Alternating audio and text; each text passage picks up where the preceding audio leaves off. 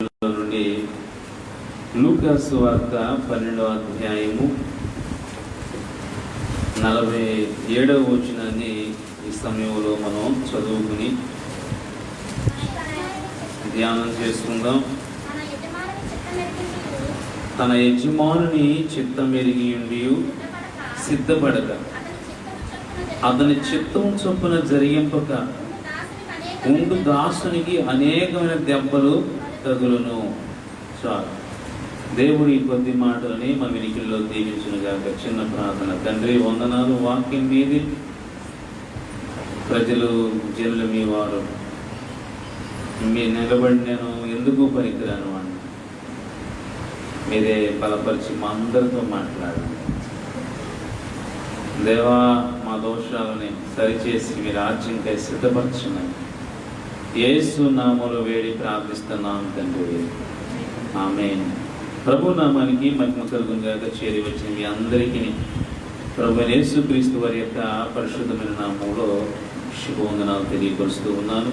ప్రియులారా, దేవుని యొక్క వాక్యాన్ని మనం చాలా జాగ్రత్తగా పరిశీలన చేయవలసిన వారమై ఉన్నాం. మీరందరూ చదివారు వాక్యాన్ని. ఆ వచనాన్ని 47వ వచనం ఏమర్థమైంది మీకు? ఏమర్థమైంది? తన యజమాని చిత్తం ఎరిగి ఉండి సిద్ధపడక అతని చిత్తం చొప్పున జరిగింపక ఉండే దాసునికి అనేకమైన దెబ్బలు తగులుతాయి అంట. యజమానుడు ఎవరు? మన యజమానుడు ఎవరు? యేసుక్రీస్తు ప్రభు. ఆయన చిత్తం ఏంటి? ఆయన ఉద్దేశం ఏంటి? ఆయన ఆలోచన ఏంటి అనేది మనం అందరం ఎదగాలంట. నేను ఎలా ఉంటే ఆయన చిత్తం, నేను ఎలా ఉంటే ఆయనకి ఇష్టం. చిత్తం అంటే ఆయన ఇష్టం అన్నమాట. నేను ఎలా బ్రతికితే ఈ భూమి మీద ఆయనకి ఇష్టం, నేను ఎలా మాట్లాడితే ఆయనకి ఇష్టం, ఎలా నడిస్తే నేను ఇష్టం ఆయనకి, ఎలా జీవిస్తే ఆయనకి ఇష్టం అనేది ఎరిగి సిద్ధపడితే మంచిదంట. అలా యజమాని చిత్తం ఎరిగి అలా చేయను అనుకంటా అనేక దెబ్బలు తగులుతాయి అంట. ప్రియమైన దేవుని బిడ్డలారా, దెబ్బలు అనగా గాయము లేకుంటే సమస్యకు సాదృశ్యంగా కనిపిస్తూ ఉంది. ఈనాటి ప్రజలు చాలామంది స్వచిత్తానికి అలవాటైపోయారు. దైవ చిత్తాన్ని మర్చిపోయారు, ప్రక్కన పెట్టేశారు. స్వచిత్తం కొరకే అలవాటైపోయారు. నా యజమాని చిత్తం ఏంటి, నా యజమాని ఉద్దేశం ఏంటి, నా యజమాని యొక్క ఆలోచన ఏంటి, ఇలా చేస్తున్నాను, ఇలా బ్రతుకుతున్నాను, ఇలా మాట్లాడుతున్నాను, ఇలా నడుస్తున్నాను కదా నేను, ఇది నా యజమానికి ఎంతవరకు నచ్చుద్ది అనేది ఆలోచన ప్రక్కన పెట్టేశారు. మన పితరుల దినాల్లో చూసినా, లేకుంటే ఒక 10 తరాలు ముందుకెళ్ళి చూసినప్పుడు, లేదా 10 తరాలు అంటున్నా, ఒక 2-3 తరాలు ఇలా ముందుకెళ్ళి చూసినప్పుడు కూడా, తరం కూడా కాదండి, ఒక 20 సంవత్సరాలు 10 సంవత్సరాలు ముందుకెళ్ళి చూసినప్పుడు కూడా ప్రియమైన దేవుని బిడ్డలారా, వాళ్ళ జీవితాల్లో నా యజమాని చిత్తం చేయాలి, దేవుడి చిత్తం చేయాలి, దేవుడికి ఇష్టమో కాదని ప్రతిదీ కూడా, అప్పటి దినాల్లో చదువు ఉన్నా సరిగా లేకపోయినా, సరైన అవగాహన ఉన్నా లేకపోయినా, వాళ్ళ దగ్గరికి వచ్చిన మాటనే ఒక ప్రసాదంగా స్వీకరించి ఆ మాట ప్రకారం ప్రభువా ఇలా ఉన్నానయ్య, ఇలా చేశానయ్యా, నన్ను క్షమించి ఉన్నట్టు ఇలా ఉండడానికి సహాయం చేయ ప్రభు అని తెలిసి తెలియని పరిస్థితిలో ఉన్న, అవగాహన లేని భక్తిలో ఉన్నప్పుడే ఎంతో ఆత్మీయ నైజాన్ని కనపరిచారు. రాను రాను ప్రియమైన దేవుని బిడ్డలారా గమనించినట్లయితే ఆ నైజం కాస్త బలహీన పడిపోయింది. ఇప్పుడు దిన పరిస్థితిని ఆలోచన చేస్తే స్వచిత్తానికి అలవాటై దేవుని చిత్తాన్ని మరిచిపోయి ఈనాడు చాలా మంది ఎన్నో దెబ్బలు అనేటువంటిది పొందుకుంటున్న పరిస్థితిని వాక్యం గుర్తు చేస్తూ ఉంది. ఎందుకంటే ప్రియమైన దేవుని బిడ్డారా, ప్రార్థన చేస్తున్నారు, ఆయన ఆరాధన చేస్తున్నారు, వాక్యాలు చదువుతున్నారు, అన్నీ ఎన్నో పరిస్థితులు ఉంటున్నాయి, లేకుంటే అర్పణలు అర్పిస్తున్నారు. ఇవన్నీ కూడా స్వచిత్వంలోనే కొనసాగుతున్నాయి, కానీ దైవ చిత్తంలో కొనసాగట్లేదు. ప్రియమైన దేవుని బిడ్డలారా, ఇన్ని చేసుకుంటూ వచ్చినప్పుడు కూడా మన జీవితాల్లో దేవుడి చిత్తాన్ని మనం అప్పగించుకోకపోతే మనల్ని ప్రార్థన చేస్తున్నానండి, వాక్యం చదువుతున్నానండి, ఆరాధన చేస్తున్నానండి, దేవునికి వాసన చేస్తున్నానండి.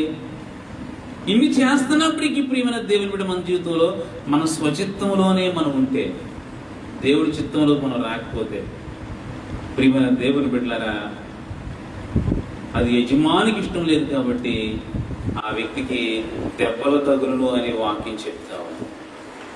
ప్రియమైన దేవుని బిడ్డలారా, వాక్యం ఏమని చెప్తుందంటే, నేనేం చేయుచున్నాను అనే ఆలోచన కలిగి భూమి మీద మన జీవితాన్ని కొనసాగించకపోతే, మన జీవితాన్ని గడపడానికి ఇష్టపడకపోతే యజమానికి విరోధంగా వెళ్ళిపోతున్నాం అనే విషయాన్ని వెంటనే మనం గ్రహించాలి.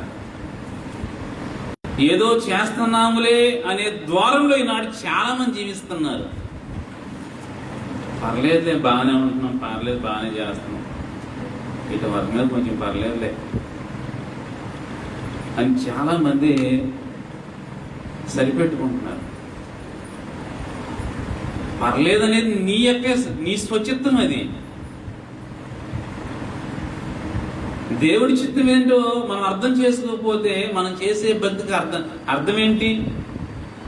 దేవుని ఉద్దేశం వ్యర్థమైన బ్రతుకులు అంటే అర్థమైన బ్రతుకులకు రామంటుంది వాక్యం.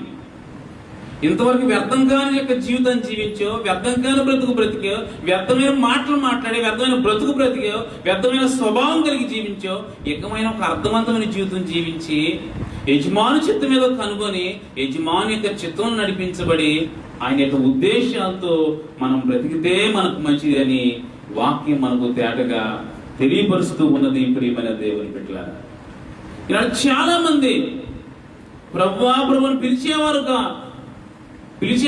ప్రభువుకి అవసరం ఈనాడు ఎలా ఉంటుంది? ప్రభువుని పిలిచేవారు చాలా మంది ఉన్నారండి. దినాన తండ్రి తండ్రి అని పిలిచేవాడు చాలా మంది ఉన్నారంట. కానీ ప్రభువు చిత్తం చేసేవాడు, తండ్రి చిత్తం చేసేవాడు ప్రభువుకి కావాలంట. ప్రార్థన చేసేవాడు ప్రభువుకి అవసరం లేదు. నేను ఆరాధన చేస్తానండి, ఎవరికి అవసరం?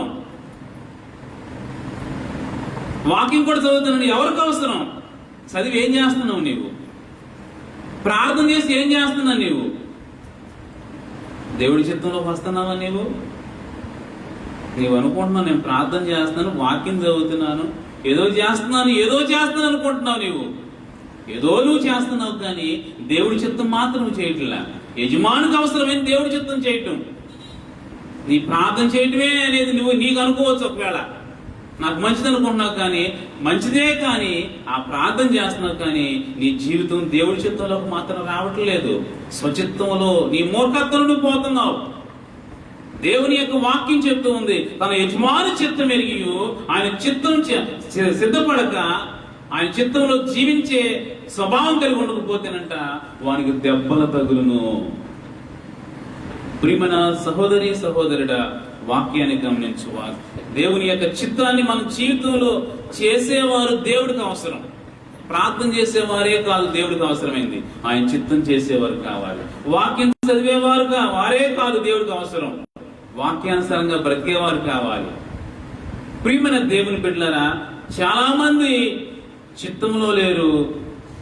అయితే అలాంటి వారికి దెబ్బలు తగులుతాయి, ఆటంకాలు కలుగుతాయి, సమస్యల్లో చిక్కుపడతారు, గాయాల్లోనికి వెళతారు, ఇబ్బందుల్లోనికి జ్వరపడతారు. మనకు తెలియకుండా మన చిక్కుముడుల్లో పడిపోతాం అనే విషయాలని దేవుని యొక్క వాక్యం మనల్ని ప్రేమపూర్వకంగా హెచ్చరిక చేస్తాం. దెబ్బలు ఎలా తగులుతాయి మీకు తెలిసిన ఏమన్నా 2 ఉదాహరణలు చెప్పాలి. దెబ్బలు ఎలా తగులుతాయి? సరిగా దారి చూసి నడవకపోతే దెబ్బ తగులుతాయి, పడిపోతే. అవునా కదా? ఏమా మనం నిన్న కాన్ చెప్పింది, చూసుకోకుండా నడిచిన పడిపోయాను, కాలుకు దెబ్బ తగిలింది, చెయ్యికి ఇక్కడ పెద్ద గాయం అయిపోయిందని చెప్తుంది.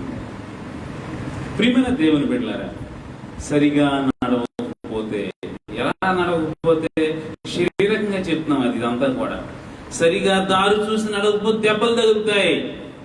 అలాగే వాక్య దారిలోనూ నడవకపోతే దెబ్బలు తగులుతాయి నీకు. ఆత్మీయంగా శరీరకంగా నేను భూమి మీద దిక్కులు చూసి నడిపితే దెబ్బలు తగులుతాయి. ఆత్మీయంగా వాక్యం తెలిసి వాక్యం చెప్పే యజమాని చిత్తం తెలిసి యజమాని చిత్తం చేయకుండా ఆ మార్గం నడవకపోతే, ఆ దారిలో నడవకపోతే మనకు దెబ్బలు తగులుతాయి అని వాక్యం గుర్తు చేస్తా ఉంది ప్రియమైన దేవుని బిడ్డలారా.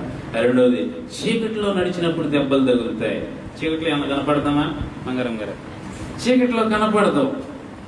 ఏమవుతుంది? ఎలాగో నడిచేసామనుకో, రాయి ఉంటుందో తెలియదు, ముళ్ళు ఉంటాయో తెలియదు, ఏముంటుందో తెలియదు, గొయ్యి ఉంటుందో తెలియదు. ఏమవుద్ది అంటే పడిపోతాం.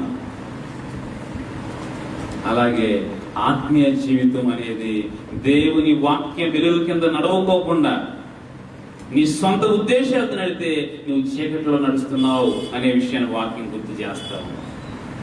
వాక్యము కాక, వాక్యం అనే వెలుగు కాక, యేసు అనే వెలుగు కాక నువ్వు సొంత ప్రణాళికలతో నడిస్తే నువ్వు చీకటిలో నడుస్తున్నావు. చీకటిలో నువ్వు నడిస్తే ఏమవుతుందంటే దెబ్బలు తగులుతాయి నీకు. ప్రియమైన దేవుని బిడ్డలారా, గమనించాలి వాక్యాన్ని. దెబ్బ తగిలితే ఏమవుతుంది? దెబ్బ తగిలితే ఏమవుతుంది? గాయం అవుతుంది. వెంటనే తగ్గుద్దా? చాలా టైం పడుతుంది గాయం తగ్గాలంటే. ప్రియమైన దేవుని బిడ్డలారా, అలాగే వాక్యాన్ని బట్టి మనం ఆలోచన చేస్తే యజమాని చిత్తములో మనం కాక వ్యతిరేకమైన పరిస్థితులు నడిస్తే మనకు దెబ్బలు తగులుతాయి. అయితే ప్రియమైన దేవుని బిడ్డలారా, ఆ దెబ్బ అనేది ఒక్కసారి దేవుడిచ్చిన ఆరోగ్యం మన జీవితాల్లో పోతే, దేవుడిచ్చిన ఆరోగ్యం పోతే, ఉదాహరణ చేసిన దేవుడిచ్చిన అవయవాలకు ఏదైనా దెబ్బతిని ఏదో కృత్రిమంగా ఏదైనా చేస్తే, ఎంత చేసిన ఎన్ని లక్షలు పెట్టినా ఆరోగ్యం, దేవుడిచ్చిన ఆరోగ్యం ఈ ఆరోగ్యం అవదు. లేదా కృత్రిమంగా ఏర్పరచుకున్న అవయవాలు దేవుడిచ్చిన అవయవాలతో సాటి రావు. ఎందుకు ఈ విషయాలు చెప్తానంటే ప్రియమైన దేవుని బిడ్డలారా, యజమాని చిత్తం ఎరియు అలాగూ చేయని వానికి ప్రియమైన దేవుని బిడ్డలారా ఏమవుతుందంటే దెబ్బలు తగులుతాయని వాక్యాలు చెప్తా ఉంది. మూడవది, మత్తులో నడిచినప్పుడు దెబ్బలు తగులుతాయి. ఎవరి దెబ్బలు తగులుతాయి? మూడవది, మత్తులో నడిచినప్పుడు. చాలా మంది లోక మత్తులో నడుస్తున్నారు, తెలిసిన మత్తులో నడుస్తున్నారు. తెలిసిన మైకు అంటారు చూసిగా, నాకు తెలుసనే మైకులో నడుస్తున్నారు. అంతా నేను ఎరిగిన వాడినే అనే మైకులో నడుస్తున్నారు. మనకి ఎన్ని తెలిసినా తెలుసుకోవాల్సిన చాలా ఉంది. అర్థమవుతుందా? ఎందుకంటే దేవుని యొక్క వాక్యాన్ని మనం చాలా జాగ్రత్తగా గమనించాలి. మనం ఏదో తెలుసు అనుకుంటున్నాం, తెలిసిందేమో గోరంతా తెరవలసింది మనకే కొండంతా. ప్రియమైన దేవుని బిడ్డలారా, మన జీవితంలో ఏం చేయాలి అంటే యజమాని చిత్తం చేయాలి. అలాగూ చేయని వానికి దెబ్బలు తగిలితే వాక్యం చెప్తారు. చాలా మంది ఏం మాట్లాడతారంటే, వాడు నాకు దెబ్బ కొట్టాడురా అంటారు, దెబ్బేసేసాడు అంటారు. ఇవన్నీ ఏంటి? శారీరకంగా చెప్తూ ఉంటారు. ఎలా చెప్తారు? దేనికి చెప్తారు? మోసం చేశాడను, లేకుంటే ఆటంకం కలిగించాడను, సమస్య తీసుకొచ్చాడను, శారీరకంగా, వ్యాపార పరంగా, ఆర్థికంగా ఇలాంటి విషయాలు మనకు కనిపిస్తూ ఉంటాయి. అలాగే మనకు దెబ్బ కొట్టేవాడు అంటాం కదా, దెబ్బేసేసాడు, దెబ్బ కొట్టాడని. అలా అపవాది మనల్ని ఎప్పటికప్పుడే మనకు దెబ్బ కొడతాకి విశ్వ ప్రయత్నాలు చేస్తున్నారు. ఆత్మీయంగా కొనసాగే వ్యక్తిని, ఆత్మీయ జీవితం ఎదగాలనుకుంటున్న వ్యక్తిని, ఆత్మీయంగా ఆసక్తి కలిగి ప్రభు కొరకు ఎలా జీవించాలి, ఎలా నడవాలి అనే ద్వారంతో బ్రతికే వ్యక్తిని, ప్రభువు కొరకు లక్ష్యంతో గురితో జీవించాలనుకునే ప్రతి వ్యక్తిని కూడా అపవాది అయిన సాతాను దెబ్బ కొట్టడానికి ఎన్నో ప్రయత్నాలు, ఎన్నో ఏర్పాట్లు, ఎన్నో ఆలోచనలు, ఎన్నో ఉచ్చులు, ఉరులు, వలలు మన కొరకు పన్ని ఉంచుతున్నాడు. ప్రియమైన దేవుని బిడ్డ, ఈనాడు మనం ఎలా జీవిస్తూ ఉన్నాం? ఇన్ని తెలిసినప్పటికీ మన జీవితంలో ఎలాగోలా జీవిస్తే కాదు, యజమాని చిత్తం అనేది మన జీవితంలో లేకపోతే సాతాను చేతిలో దెబ్బతింటావు. ఈ లోకలన్నీ ఆవిడ ఏం చేసేవాడు అనుకోవచ్చు, మన జీవితంలో నన్ను దెబ్బ కొట్టేవాడు లేడు, నాకు ఏమి ఎదురలేదు అనుకోవచ్చు నువ్వు. కానీ అపవాది అయిన సాతాను మనం దెబ్బ పడతాడు. ప్రియమైన సహోదరి సహోదరుడా, దేవుని యొక్క వాక్యాన్ని గమనించు. మన జీవితంలో పరిశీలన చేసినట్లయితే, వాక్యానుసారంగా ఆలోచన చేసినట్లయితే అపవాది దెబ్బ కొట్టడానికి మాదిరిగా ప్రతి వ్యక్తిని బలహీనపరచడానికి అపవాది ఎన్నో ప్లానింగ్స్తో జీవిస్తా ఉన్నాడు. కనుక ప్రియమైన దేవుని బిడ్డలారా, వాక్యాన్ని మనం పరిశీలన చేసినట్టయితే, గమనించినట్టయితే, ఈ లోక సంబంధంగా ఈ అందరూ మనం దెబ్బ కొట్టాలన్నా, ఆటంకపరచాలన్నా, అభ్యంతరపరచాలన్నా, నీవు యజమాని చిత్తం చేసే వ్యక్తివైతే, ప్రియమైన దేవుని బిడ్డ యజమాని చిత్తంలో బ్రతికే వ్యక్తివి నీవైతే, మనకి ఎలాంటి పరిస్థితులు వచ్చినప్పుడు కూడా ఆ విషయాలు ప్రభువే చూసుకుంటాడు. లేదా మన ఇష్టానుసారంగా యజమాని చిత్తంలో లేక మన ఇష్టానుసారంగా మన ఇచ్చానుసారంగా మనకు తోచిన విధంగా మనం జీవిస్తే తప్పక మనం దెబ్బతింటాం అనే విషయాలని వాక్యం మనకు తేటగా తెలియపరుస్తూ ఉన్నది. ప్రియమైన దేవుని బిడ్డలారా, దేవుడు తన ప్రజల విషయంలో ఎలాంటి ఆలోచన కలుగున్నాడు తెలుసా? తన ప్రజల విషయంలో, తన బిడ్డల విషయంలో ఎలాంటి ప్రణాళిక కలిగి ఉన్నాడంటే, వాక్యం దావించుకునే విషయం ఈ మాటని ఏమంటే, పగలు ఎండ దెబ్బ అయినను రాత్రి వెన్నెల దెబ్బ అయినను తగులకుండా ఆయన నన్ను కాపాడుచున్నాడు. అంటే దేవుడు తన ప్రజల్ని ఎలా చేయాలనుకున్నాడంటే, కాపుదల్లో ఉంచాలనుకున్నాడు. ఎలాంటి దెబ్బలు తగలుకోకుండా, ఎలాంటి ఆటంకాలు కలుపుకోకుండా, ఎలాంటి గాయము కాకోకుండా, ఎలాంటి సమస్యలు చిక్కుబడుకోకుండా తన ప్రజలైన వారిని ప్రతి ఒక్కరిని కూడా క్షేమకరమైన మార్గంలో దేవుడు నడిపించాలనుకుంటున్నాడు. కానీ ఈనాడు చాలా మంది దేవుని నడిపింపులో అనగా యజమాని చిత్తములో జీవించలేకపోతా ఉన్న విషయాలని వాక్యం తెలియజేస్తా ఉంది. ఒక వాచ్మ్యాన్ కంటే ఎక్కువగా ఏంటి మనం పెట్టుకున్న ఒక కాపలాదారుని కంటే ఎక్కువగా మనకు కానీ మన పరిస్థితి ఎక్కడ దెబ్బ తగలకుండా, ఆటంకం కలుపుకోకుండా, ఏ నష్టం కలుపుకోకుండా ఒక కాపరి ఎలాగైతే ప్రియమైన దేవుని బిడ్డలారా, నేను ఒక సెక్యూరిటీ గార్డ్ ఎలాగైతే కాపాడని పెట్టుకుంటామో, వారు కూడా చేయనంతగా ఒక కాపుదలగా ఎలాంటి హాని అపాయాలు కలగకుండా మనకి ఒక వాచ్మెన్ కంటే ఎక్కువగా దేవుడు మన విషయంలో మన జీవితాన్ని కాపాడడానికి ఆలోచన కలిగి ఉన్నాడు. అయితే ప్రియమైన దేవుని బిడ్డలారా, ఈనాడు చాలా మంది యజమాని చిత్తము అనేది చెయ్యక, యజమాని చిత్తములో బ్రతకగా ప్రియమైన దేవుని బిడ్డ ఎంతో మంది దెబ్బల పాలవుతున్నారు, సమస్యల్లో చిక్కుబడుతున్నారు, ఎన్నో ఇబ్బందుల్లో చిక్కుబడుతున్న సత్యాన్ని వాక్యం తెలియజేస్తా ఉన్నారు. ఏది చేయాలో తెలుస్తుంది, ఏది చేయకూడదో తెలుస్తుంది, కానీ చేయకూడదానే మనం చేసినాడు. చాలా మంది యజమానికి వ్యతిరేకంగా జీవించి ప్రియమైన దేవుని బిడ్డలారా, చాలా పర్యాయాలు, చాలా పరిస్థితుల్లో ప్రియమైన దేవుని బిడ్డలారా ఎన్నో సమస్యల్లో చిక్కుబడే వ్యక్తులు ఉన్నారు. కనుక ఈ ఉదయకాల సమయంలో మనం ఎలా ఉన్నాం, ఏ రీతిగా ఉన్నామో ఒక్క మాట మనం పరిశీలన చేసుకుని సమయాన్ని బట్టి మన వాక్యాన్ని ముగించుకుందాం. చూద్దాం, పరిశుద్ధ గ్రంథమైన బైబిల్లో నుండి ప్రియమైన దేవుని బిడ్డలారా వాక్యాన్ని మనం గమనించినట్లయితే, యెషయా గ్రంథము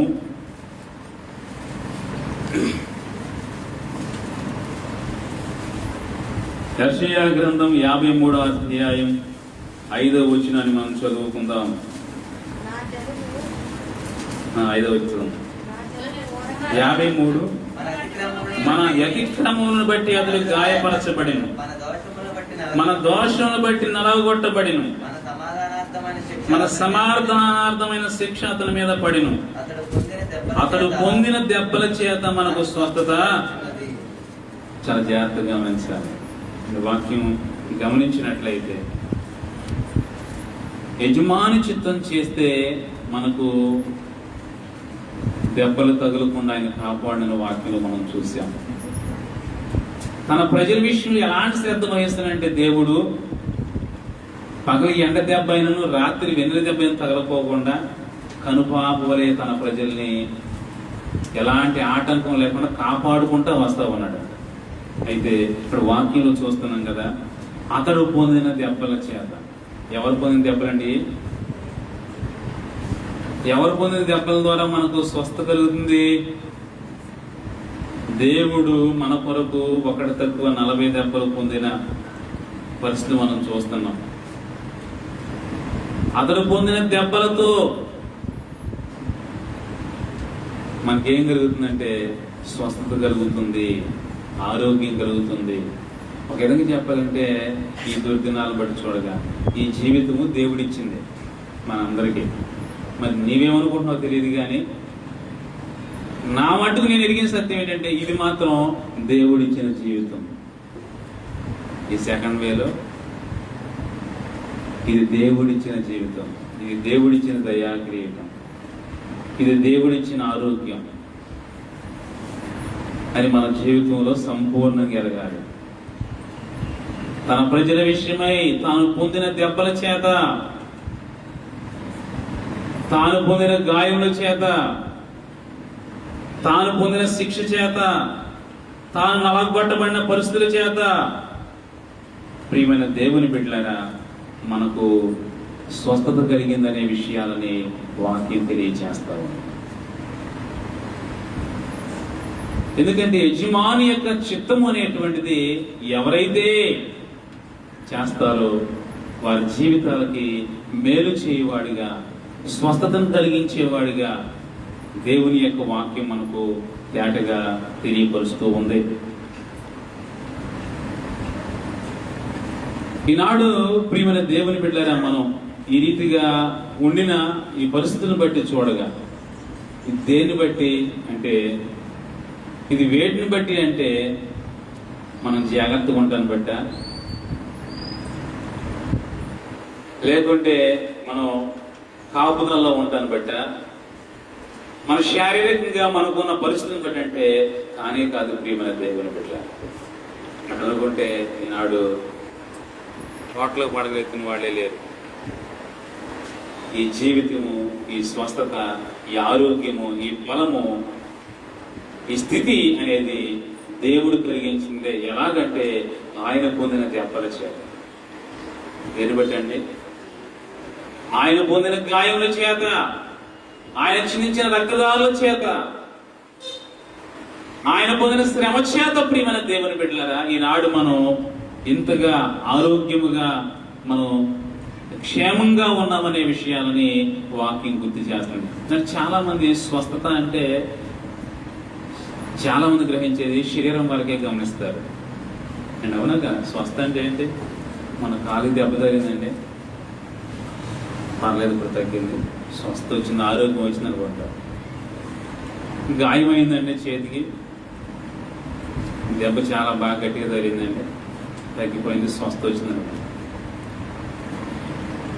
శారీరక స్వస్థత మనం చూస్తున్నాం, కానీ దేవుడు ఆయన పొందిన దెబ్బల చేత మన ఆత్మకు స్వస్థతని ఇవ్వాలని చూస్తున్నాడు. మనం శరీరం వరకు సరిపెట్టుకుని నీకు వందనాలు గొరవు అని మెలకోకుండా ఎవరిలాగా రక్తస్రావం కలిగి స్త్రీలాగా మెలకొని పక్క వెళ్ళిపోవాలనుకుంటున్నాం. ఏం చేసింది రక్తస్రావం కలిగి స్త్రీ? తనకు నయమైన తర్వాత బాగుపడిందని ఎరిగింది. ఏం చేసిందంట? ఏసయ్య నీకు వందలని చెప్పలేదంట, వెళ్ళిపోయి మెలకొని వెళ్ళిపోతుందంట. వెళ్ళిపోవాలని చూస్తుంది, వెళ్ళిపోతుందని. యేసు మీలో నన్ను ఎవరో ముట్టారని చెప్పినారు ప్రభు. శిష్యులు అన్నారు, ఏంటి ప్రభు ఎంతమంది ఇలాంటి పరిస్థితులు కనిపిస్తుంది, నన్ను ఎవరో ముట్టారంటావేంటి? కాదు, నన్ను ఎవరో తాకారు, నాలో నుండి ప్రభావం వెళ్ళిపోతుంది. ప్రియమైన దేవుని బిడ్డలారా గమనించాలి దేవుని యొక్క వాక్యాన్ని. ఆయన ప్రభావం ఈనాటి మన శారీరక ఆత్మీయ జీవితాలని స్వస్థపరిచేదిగా కనిపిస్తా ఉంది. ప్రియమైన దేవుని బిడ్డలారా శారీరక స్వస్థత కాదు ప్రభువుకు అవసరమైంది. మనకు శారీరక అవసరత స్వస్థ అని మనం ఇంతవరకు అనుకుంటున్నాం. శారీరక స్వస్థతతో పరలోకం చేరలేం. రక్తస్రావం రోగ స్త్రీ కలిగిన స్త్రీ క్యాన్సర్ ఆమె తగ్గిపోయింది. అవునా? అవును కదా, తగ్గిపోయింది. పరలోకం చేరుతామే ఏసై దగ్గరికి వెళ్ళింది, ఏసై అంత విశ్వాసం ఉంచింది, క్యాన్సర్ తగ్గిపోయింది. పరలోకం వెళ్ళిపోతా యేసయ్య స్వస్థపరిచిన కుమారి స్వస్థ కలిగింది కాక అన్నాడు. పరలోకం వెళ్తామే ఎలా వస్తుంది? మారు మనసు పొందితేనే పరలోకం వెళ్తుంది. యేసయ్య దగ్గరికి వెళ్ళి నిన్ను ప్రేమించాడు, నీ బాధను చూసి ఆయన ప్రేమించాడు, నీ సమస్యను చూసి ఆయన ప్రేమించాడు, నీ బలహీన చూసి అయ్యో నా కుమారుడు నా కుమార్తె ప్రేమించాడు అంతే. నీకు స్వస్థ కలిగింది, ఆరోగ్యం కలిగింది, ఆయన పొందిన దెబ్బలు చేస్తాడు. కానీ పరలోకం మాత్రం లేదండి. పరలోకం ఎవరికి? ఆరోగ్యం పొందిన వారు కాదు, స్వస్థ పొందిన వారు కాదు, రోగం విడుదల పొందిన వారు కాదు. కానీ ప్రియమైన దేవుని బిడ్డలారా, ఆత్మ స్వస్థత పొందిన వారి. ఇప్పుడు అదే ఇక్కడ మనం చూస్తున్నాం. అతను పొందిన దెబ్బల చేత మనకు స్వస్థత కలుగుతుందంటే ఆత్మ స్వస్థత పొందాలి, అంటే మారు మనసు పొందాలి, ఆత్మ రక్షణ పొందాలి అనే విషయాన్ని ఇక్కడ వాక్యం చూస్తాం. చూడండి, ఒక మాట చూడండి. పాప విషయంలో చనిపోయి నీతి న్యాయాల విషయంలో బ్రతకాలి అని వాక్యం చెప్తా ఉంది. స్వస్థ అంటే ఆరోగ్యం అంటే అది ప్రియమైన దేవుని బిడ్డలారా. చూడండి, ఒక పేతురు రాసిన మాట పత్రిక 2వ అధ్యాయంలో మనం చూస్తే మనకు అర్థమవుతుంది. 24-25 వచనాలు మనం గమనిస్తే 200 పైగా పేజీ క్రొత్త నిబంధనలో మనము పాపముల విషయమై చనిపోయి నీతి విషయమై జీవించినట్లు ఆయన తానే తన శరీరమందు మన పాపమును మాను మీద మోసుకొనెను. ఆయన పొందిన గాయముల చేత మీరు స్వస్థత పొందితిరి. మీరు గొర్రెల వలె దారి తప్పిపోతురు, కానీ ఇప్పుడు మీ ఆత్మల కాపరియు అధ్యక్షుడినైన ఆయన వైపునకు మళ్ళీ ఉన్నారు. ప్రియమైన దేవుని బిడ్డలారా, అతను పొందిన దెబ్బల చేత మనకి గమనించినట్లయితే ఆత్మీయంగా మన గాయం కట్టబడుతుంది. పాప గాయములతో ఉన్న మన జీవితాలు, శాపగ్రస్తమైన బానిస గాయాలతో ఉన్న మన జీవితాలు, ఆయన పొందిన దెబ్బలను బట్టి ప్రియమైన దేవుని బిడ్డలారా, మనకి నాడు స్వస్థత అనగా రక్షణ అనేది మనకు ప్రభువు ద్వారా కలిగింది అనే విషయాలని వాక్యం గుర్తు చేస్తాం. అయితే ప్రియమైన దేవుని బిడ్డలారా, ఈనాడు మనం అందరూ ఆయన యందు కృతజ్ఞులమై ఆయన పొందిన దెబ్బకి ఈనాడు ఆయన ద్వారా నాకు రక్షణ కలిగింది, నా ఆత్మీయతకు స్వస్థత కలిగింది, నా శరీర జీవితానికి స్వస్థత కలిగింది అని ఆ కాపరి దగ్గరికి చేరి అనగా యేసు చెంతకు చేరి మనం ఈనాడు అందరం ఆయన కొరకు సాక్షాత్తంగా మహిమార్థంగా మనం జీవిస్తా ఉన్నాం. పాపాలు మనవే, దెబ్బలు ఎవరికంటే శిక్ష ఎవరికే? పడిన శిక్ష ఎవరికే? క్రీస్తుకి.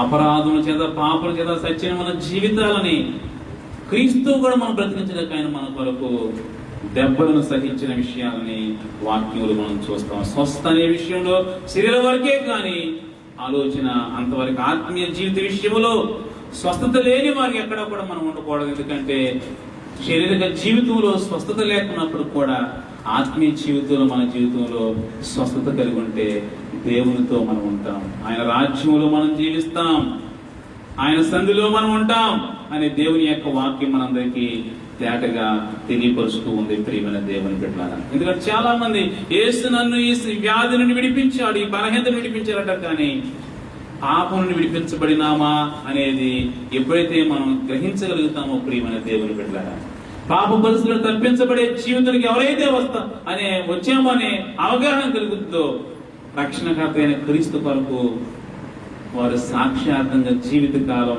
బ్రతుకు దినములన్నీ కూడా జీవిస్తారనే విషయాన్ని వాక్యం చెప్తారు. ఎందుకంటే యజమాని చిత్తం ఏంటంటే ప్రియమైన దేవుని బిడ్డలారా, యజమాని చిత్తం ఏంటి? ఆయన మన కొరకు దెబ్బలు పొందాడు, ఆయన దెబ్బల ద్వారా ఆయన చెంతగా చేరిన వారికి రక్షణ, శారీరక స్వస్థత. ఎవరికది? యజమాని చిత్తము చేసే ప్రతి ఒక్కరికి కూడా ఆ యొక్క ఆత్మ రక్షణ అనేటువంటిది కలుగుతుందనే విషయాన్ని వాక్యం చెప్తున్నారు. చాలా మంది ఆత్మరక్షణ పొందుతున్నారు, పొందిన తర్వాత యజమాని చిత్తం చేయట్లేదండి. అర్థమవుతుందని చెప్పేది.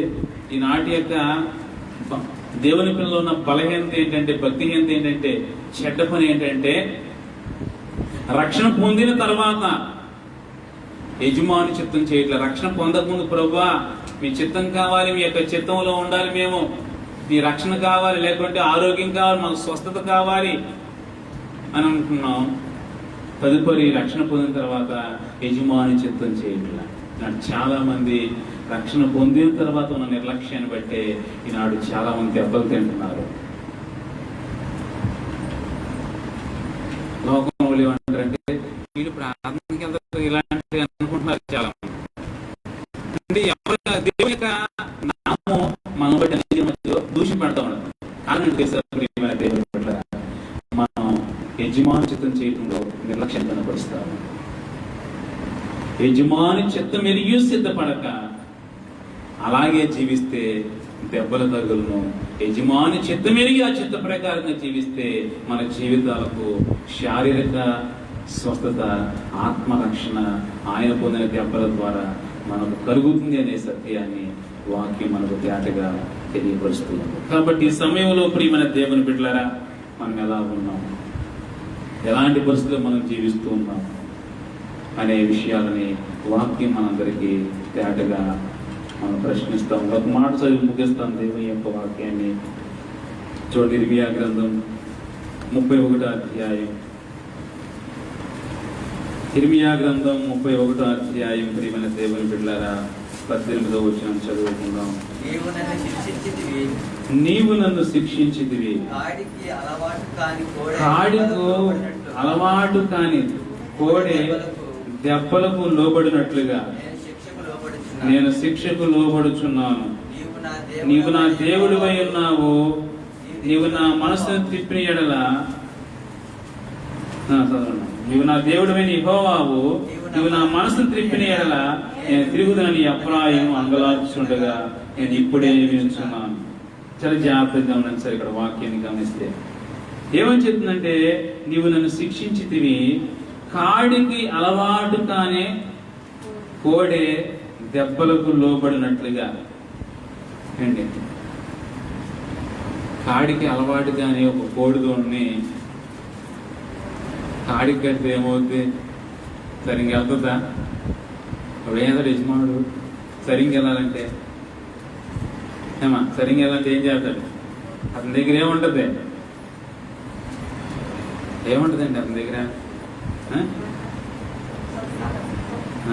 కొరడా ఉంటుంది. ఒక చెప్పాలంటే మొదలుపెట్టి ఏం చేస్తాడు యజమానుడు?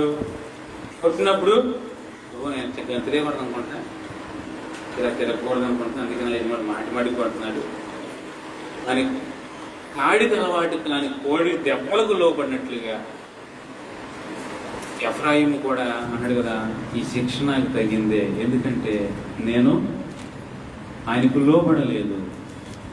ఆయన ఏం చేస్తుంటే అంగలారుస్తున్నాడంట. ప్రియమైన దేవుడు కన్నీరు కాలుస్తున్నాడంట. గమనించింది ఎఫ్రాయిం, అయ్యా నీవు నా మనసును త్రిప్పిని నేను తిరుగుతున్నాయ్యా అని ఎంతగానో ఎఫ్రాయిం అంగలార్చి ప్రార్థన చేస్తాను. అలాగే మన జీవితంలో ప్రియమైన దేవుని బిడ్డలారా, శిక్షలోనికి వెళ్ళక ముందే, ఆటంకంలోనికి వెళ్ళక ముందే, సమస్యలోనికి జ్వరబడక ముందే, దెబ్బల దగ్గరకు మనం పోకముందే యజమాని చిత్తం ఎరిగి సిద్ధపడి యజమాని చిత్తంలో మనం జీవిస్తే ప్రియమైన దేవుని బిడ్డలారా, మన జీవితానికి క్షేమం కలుగుతుంది. దెబ్బలు ఉండవు, ఆటంకాలు ఉండవు, గాయములు ఉండవు, సమస్యలు ఉండవు. ఉన్నప్పటికీ ప్రభు కృపచేత ఆయన తన వాటిని తప్పించి విడిపించి తన రాజ్యానికి చేర్చే పరిస్థితులను ఆయన మన కొరకు ఏర్పాటు చేయగలిగిన వాడనే సత్యాన్ని వాక్యం గుర్తు చేస్తారు. కనుక ఈ సమయంలో ప్రియమైన దేవుని బిడ్డలారా, మన కొరకు ఆయన దెబ్బలు సహించాడు. మన కొరకు ఆయన ఎక్కడ మనం దెబ్బలు పడుకోకుండా రాత్రి పగటి రాత్రి జాములు ఎక్కడ కూడా దెబ్బ తినక మన జీవితాన్ని కాపాడడానికి ఆయన ఎన్నో ప్రయత్నాలు చేస్తున్న విషయాలు లేఖనంలో మనం చూస్తూ ఉన్నాం. అయితే నాడు చాలా మంది యజమాని చిత్తం ఎరుగక దేవుడు కాపాడుకుంటూ వస్తున్నాడు, దెబ్బల పాలు కాకోకుండా. అయ్యో నా బిడ్డలు దెబ్బల పాలు కాకుండా నేనే దెబ్బలు తిన వరకు స్వస్థతనిస్తాను, నా బిడ్డల విషయం ఎంతో జాగ్రత్త వహిస్తానని ఎన్నో ఆలోచన ప్రణాళికలు కలిగి ఉన్నప్పుడు కూడా నాడు దేవుని పిల్లలైన వారు ఆయన చిత్తాన్ని చేయకోకుండా చాలా మంది దెబ్బల పాలవుతున్నారనే విషయాన్ని వాక్యం గుర్తు చేస్తా ఉంది. కనుక ఈ సమయంలో ప్రభు సహాయం కోరి, ప్రభువా నన్ను క్షమించి ఎన్నో భయాన్ని చిత్తం చేయలేకపోయాను, మీ ఇష్టానుసారంగా బ్రతకలేకపోయాను, స్వచిత్తాన్ని వెతికాను, నేను సొంత ఉద్దేశాలతో నేను ముందుకు వెళ్ళిపోయాను, మీ చిత్తం చేయడానికి ఇకనైనా నాకు మంచి మనసునివ్వండి ప్రభా. నేను ప్రార్థన చేస్తున్నాను అనుకున్నాను, వాక్యం చదువుతాను అనుకున్నాను, సంధికి వెళ్తున్నాను, ఆరాధన చేస్తాను అనుకుంటున్నాను, కానీ అవి ఏవి మీ చిత్తానికి అనుగుణంగా లేవని నేను గ్రహించలేకపోయాను ప్రభా. నన్ను క్షమించు ప్రభు అని మనం ఎఫ్రాయిము వలె ఆయన సందులో పశ్చాత్తాపడి మన మనసును తిప్పుకొని, ఎఫ్రాయిము వలె మన జీవితాన్ని దేవుని తట్టు తిప్పుకొని అంగలార్చుచు ప్రియమైన దేవుని బిడ్డలారా, నన్ను క్షమించి ప్రభా మీ సహాయం నాకు దయచేయమని ఈ సమయంలో మనం కూడా ఆయన సందులో ప్రభువా అని మన యొక్క పెదవులను, మన నోటిని, మన హృదయాంతరంగాన్ని ప్రభు సందులో కుమ్మరించి ప్రభు సహాయం కోరదామా. ఎన్నో పరిగణం మీ చిత్తం చేయలేకపోయిన ప్రభు నన్ను క్షమించండి, చిత్తమెరిగి నేను సిద్ధపడలేకపోయిన ప్రభు నన్ను క్షమించండి అని ప్రార్థన చేసుకున్నాను. మోకరించిన ఈ సమయంలో దేవుడి కొద్ది మాటలని మనం ఇంటిలో దీవించి ఆశీర్వదించింది. ఆమెను అందరం మోకరించుదాం. దేవుని యొక్క వాక్యం వరకు మనతో మాట్లాడినది.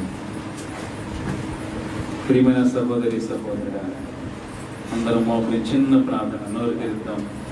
ఇంతవరకు వాక్యం విన్నాం. ప్రభువా నన్ను క్షమించండి, నన్ను దర్శించండి. ఎన్నో పర్యాలు మీ చిత్తం చేయలేకపోయాను, నా ఇష్టానుసారంగా విచ్చలవిడిగా మీకు విరోధంగా నాకంత తెలుసు అన్నట్టుగా స్వచిత్తములో మూర్ఖత్వం వెళ్ళిపోయినాయి. నన్ను క్షమించండి. దెబ్బల పాలు కాకోకుండా నన్ను ఎంతగానో కనుపాపవలే కాపరిగా నన్ను కాపాడుకుంటూ వస్తున్నావు. నా కొరకు దెబ్బలు మీరే సహించారు. నాకు స్వస్థ పొందాలని, రక్షణ పొందాలని, మేలు పొందాలని, శారీరకంగా ఆత్మీయంగా కూడా బలపడాలని నా కొరకు మీరే దెబ్బలు తిన్నారు. కానీ నాయన నేను మీ చిత్తం చేయలేక దెబ్బల పాలైపోతున్నాను ప్రభు. నన్ను క్షమించి ప్రభుని ప్రార్థన చేద్దాం. ప్రేరేపించబడిన ఒకరు వాక్యం వరకే చిన్న ప్రార్థన చేద్దాం. గట్టిగా చేయండి.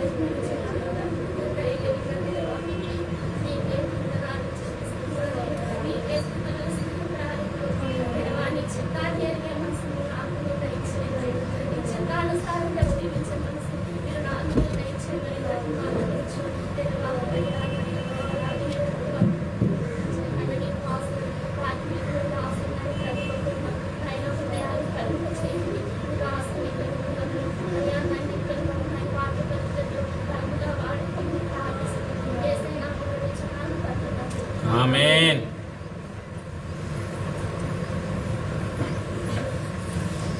బుద్ధి లేని కన్యకవై నూనె లేకుందువా, సోమరివై నీ తలాంతు పాతి పెట్టినావా. బుద్ధి లేని కన్యకవై నూనె లేకుందువా, సోమరివై నీ తలాంతు పాతి పెట్టినావా.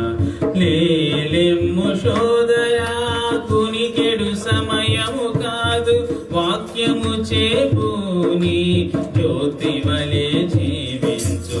లేలెమ్ము సోదరా, కునికెడు సమయము కాదు, వాక్యము చేపుని జ్యోతి వలె జీవించు. సిద్ధపడితివా ఓ సంగమా, సిద్ధులలోనే సిద్ధపరచుకొంటివా. సిద్ధపడితివా ఓ సంగమా, సిద్ధులలోనే సిద్ధపరచుకొంటివా. అవనిలో చీకటి అలుముకొనుచున్నది, ఆది ప్రేమ సల్లారే సంగములోన. అవనిలో చీకటి అలుముకొనుచున్నది, ఆది ప్రేమ సల్లారే సంగములోన. కాలము నెరుగుము, ధూళి దులుపుకొనుము, నిద్రమే కొనుము, లెమ్ము తేజరిల్లుము. కాలము నెరుగుము, ధూళి దులుపుకొనుము, నిద్రమే కొనుము, లెమ్ము తేజరిల్లుము. సిద్ధపడితివా ఓ సంగమా, సిద్ధులలోనే సిద్ధపరచుకొంటివా. వెలుగుచున్న సిద్ధులతో సిద్ధపడినావా, వెలుగుచున్న సిద్ధులతో సిద్ధపడినావా. సిద్ధపడినావా, సిద్ధపడితివా ఓ సంగమా, సిద్ధులలోనే సిద్ధపరచుకొంటివా. ప్రార్థన చేసుకుందామండి.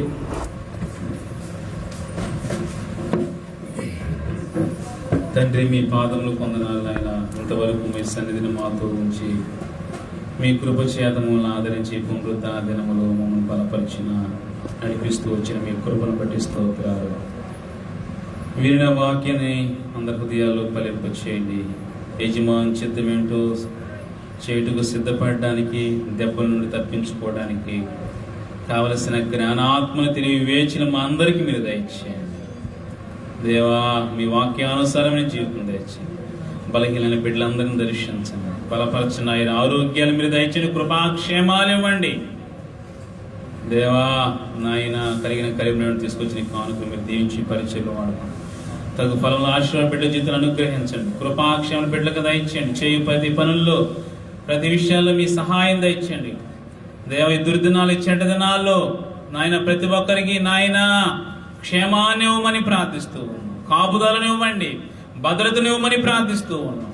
మీ ఉన్నతమైన కార్యాలు ప్రతి ఒక్కరి పక్షం నిలబడి జరిగించి ప్రతి ఆటంకాలు మీరు దూరపరిచి మహిమా ఘనత ప్రభావాలు పొందుకున్నామని, మీరు అక్కడ ఆలస్యం మరొకరిని గణపరిచే భాగ్యం అందరికీ ఇవ్వమని, మా కొరకు మన నుంచి తిరిగి లేచిన నజరేయుడని యేసయ్య నామం బట్టి స్తుతించి ప్రార్థించి బ్రతిమాలి అడిగి వేడుకొనుచు ఉన్నాం పరమ తండ్రి. ఆమేన్. పరమ తండ్రి అయిన దేవుని ప్రేమ, కుమారుడైన యేసుక్రీస్తు వారి కృప, ఆదరణకర్త అయిన పరిశుద్ధాత్మిక అన్యోన్య సహవాసము ఇక్కడ కూడిన మనకు ఆయన సేవించి ప్రేమించి బిడ్డలకు సకల పరిశుద్ధులకు ఆయన కృపతోడై నడిపించునుగాక.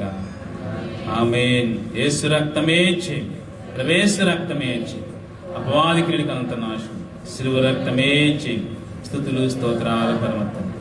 ఆమేన్. అందరికీ హృదయపూర్వక వందనాలండి.